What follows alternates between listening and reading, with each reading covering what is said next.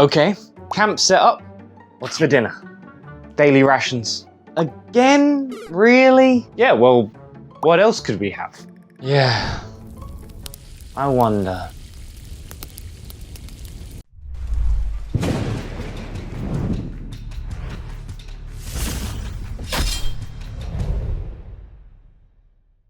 So now we're going to get into how to cook up a delicious meal in DnD and satiate your appetite. But one of the only ways we're going to be able to do that is if you go in the description below and check out the Kickstarter for this project, which launches tomorrow. It is crazy. It's literally the 24th of September. It's going to last for a month and we need to raise £100,000. Right? That's going to buy you a lot of rations. But we really need your support, guys. So check this out. And obviously, I know that it's a bit shameful to plug all of this kind of stuff, and I wouldn't be doing it if we didn't need you guys. But, you know, whilst you're here, you might as well give us a little like, comment, subscribe, stuff like that. Help grow the YouTube, you know, channel so that we can spread to more people.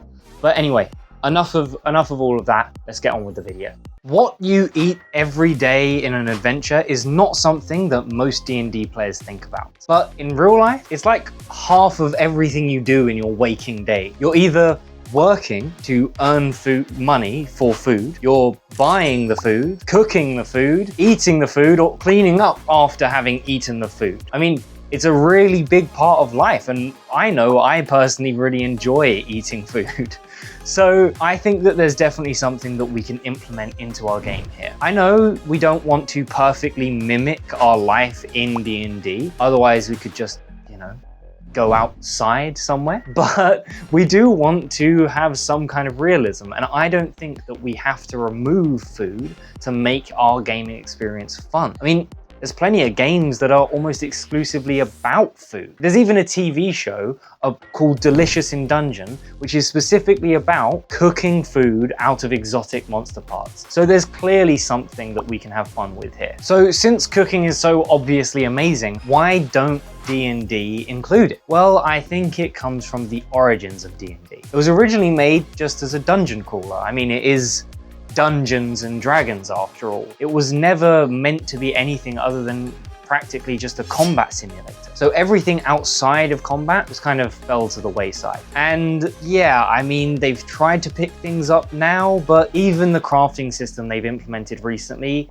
kind of stinks. And what is cooking if not just a type of crafting? But one of the main reasons that they've not been able to implement this is because of how resting works in D&D. Resting is basically just a fade to black magical reset button. And with that kind of resting, there really is no room for cooking dinner and breakfast. But if you want better rules on crafting and resting, check out these videos here.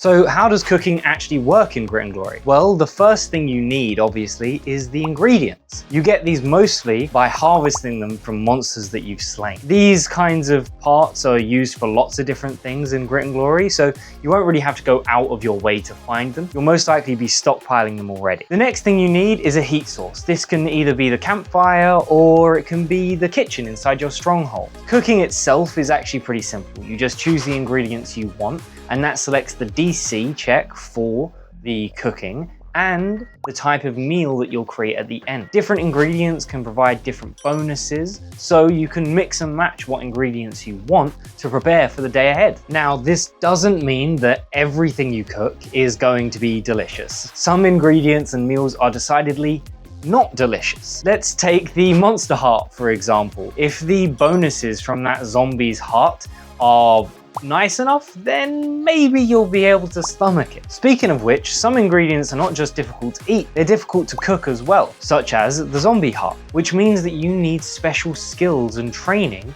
to be able to do it. That's why we have an entire chef talent tree, which is pretty cool. It's not as big as the martial and the spellcasting trees, I have to admit, but it does mean that if you actually want to delve and get your skills high as that traveling chef, you can actually do that mechanically, and that will enhance your roleplay. And my personal favorite part of this system, just like with many of the other systems, is we haven't just given you 10 pre-made meals to pick from. Sure, there are available options that you can just select, but the main system is designed to allow you to mix and match the different ingredients in different ways to create your own unique recipes, which means that you won't just have to be eating the same meal every day. We ain't had nothing but maggoty bread for 3 stinking days.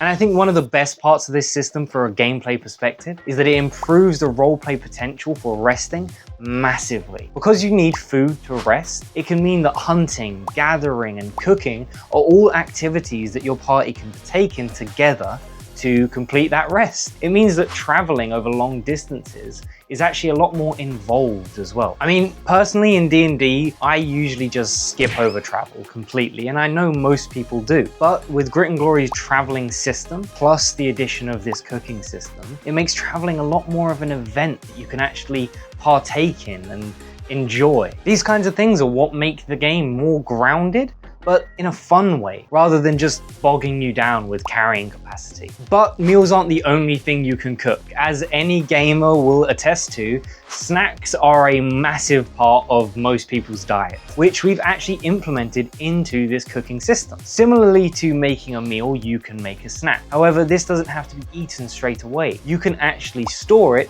and save it for later. And unlike a meal, it doesn't take an hour to consume. It's just a quick bite and you're done. A side benefit of this that I personally love is when playing in person, I've actually had games where we've put real snacks on the table to represent the snacks that our PCs are having. So the next time your party go to set up camp and there's nothing to eat, instead of just wallowing in your maggoty bread, why don't you try out Grit and Glory? So I hope that your bellies are full, and now that you've gotten such a great video out of Grit and Glory, why don't you go check out the Kickstarter?